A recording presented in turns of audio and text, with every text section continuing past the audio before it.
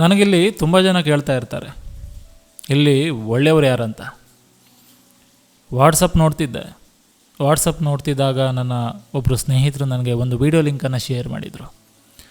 ಆ video link ನೋಡ್ತೀನಿ, ಇಂತಹ ಅಮಾನವೀಯ ಕೃತ್ಯ ಇಲ್ಲಿ ನಡೀತದಂತ ಭಾಳ ಬೇಸರ ಆಯಿತು ಮನಸ್ಸಿಗೆ. ಅದರಲ್ಲಿ ಬರೆದಿತ್ತು ಉಡುಪಿಯಲ್ಲೊಂದು ಅಮಾನವೀಯ ಘಟನೆ ಅಂತ.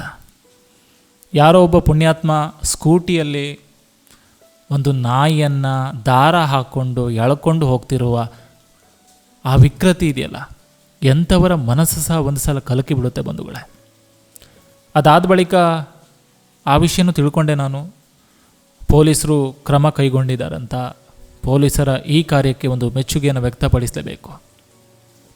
ಆ್ಯಂಡ್ ಒಂದಂತೂ ಸತ್ಯ, ಆ ಪುಣ್ಯಾತ್ಮ ಹೊಟ್ಟೆಗೆ ಏನು ತಿಂತಾನೆ ಅನ್ನೋದು ನಾವು ಪ್ರಶ್ನೆ ಮಾಡಬೇಕಾಗಿದೆ. ಗೊತ್ತಿಲ್ಲ, ಹಿಂದೆಲ್ಲ ಒಳ್ಳೆಯವರನ್ನು ಹುಡುಕೋದು ಯಾವ ರೀತಿ ಇತ್ತಂದರೆ, ಯಾವುದಾದ್ರೂ 4 ಜನರಲ್ಲಿ ನಮ್ಮ ಆತ್ಮೀಯರನ್ನು ಹುಡುಕ್ತೀವಿ. ಈಗ ಹಾಗಲ್ಲ, ಒಳ್ಳೆಯವರನ್ನು ಹುಡುಕುವಂಥ ಕಾಲ ಬಂದಿದೆ. ನನ್ನ ಪ್ರಶ್ನೆ ಇದೆ, ಎಷ್ಟೋ ಜನ ಈ ಮೂಕ ಪ್ರಾಣಿಗಳನ್ನು ರಸ್ತೆ ಮೇಲೆ ಹೋಗುವಾಗ ಗಾಡಿಯಿಂದ ಹಾರಿಸ್ಕೊಂಡು ಹೋಗೋದು, ಕಲ್ಲು ಹೊಡೆಯೋದು. ಪಾಪ ಅವೇನು ನಿಮ್ಮ ಹತ್ರ ಆಸ್ತಿ ಕೇಳಲ್ಲ, ನಿಮ್ಮ ಹತ್ರ ಹಣ ಕೇಳಲ್ಲ, ಒಂದು ಹೊತ್ತಿನ ಊಟ ಮಾತ್ರ ಕೇಳೋದು.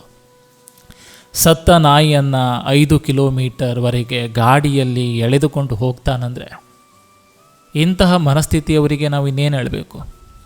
ಆ್ಯಂಡ್ ಕರ್ಮ ರಿಟರ್ನ್ಸ್ ಅಂತ ಹೇಳ್ತಾರೆ.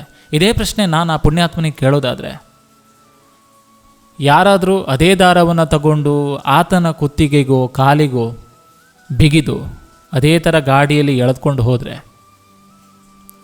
ಯಾವ ರೀತಿಯ ಸ್ಪಂದನೆ ಬರ್ತಾಯಿತ್ತು ಗೊತ್ತಿಲ್ಲ. ಆ್ಯಂಡ್ ನಾನು ಹೇಳೋದಿಷ್ಟೇ, ಮೊದಲು ಮಾನವರಾಗಬೇಕು, ನಾವು ಮಾನವೀಯತೆಯಿಂದ ಬಾಳಬೇಕು ಬಂಧುಗಳೇ. ಮನಸ್ಸಿಗೆ ತುಂಬ ದುಃಖ ಆಯಿತು ಆ ಒಂದು ವಿಡಿಯೋ ನೋಡಿದಾಗ. ಗೊತ್ತಿಲ್ಲ. ಆ್ಯಂಡ್ ಆ ವಿಡಿಯೋ ನೀವೇನಾದರೂ ನೋಡಿದರೆ ಕಮೆಂಟ್ ಮಾಡಿ ಅಂತ ಹೇಳ್ತಾ, ಗೊತ್ತಿಲ್ಲ, ಇವತ್ತು ತುಂಬ ಮನಸ್ಸಿಗೆ ತುಂಬ ಬೇಸರ ಆಯಿತು. ಮಾತಾಡೋಕೆ ಏನೂ ಇಲ್ಲ, ಇಷ್ಟೇ.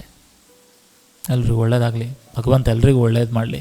ನಾನು ಕೇಳೋದಷ್ಟೇ, ಮೂಕ ಪ್ರಾಣಿಗಳನ್ನು ಸಾಧ್ಯವಾದಷ್ಟು ಪ್ರೀತಿಸಿ. ಒಂದು ಸಲ ಪ್ರೀತಿಸಿ ನೋಡಿ, ಆಮೇಲೆ ಆ ಮೂಕ ಪ್ರಾಣಿಗಳು ನಿಮ್ಮ ಮೇಲೆ ತೋರಿಸುವಂಥ ಪ್ರೀತಿಗೆ ಬೆಲೆ ಕಟ್ಟೋಕೆ ಆಗೋದಿಲ್ಲ ಬಂಧುಗಳೇ. ನಿಯತ್ತಿನ ಪ್ರಾಣಿ ನಾಯಿ ಅಂತ ಹೇಳ್ತಾರೆ. ಎಲ್ರಿಗೂ ಒಳ್ಳೆಯದಾಗಲಿ.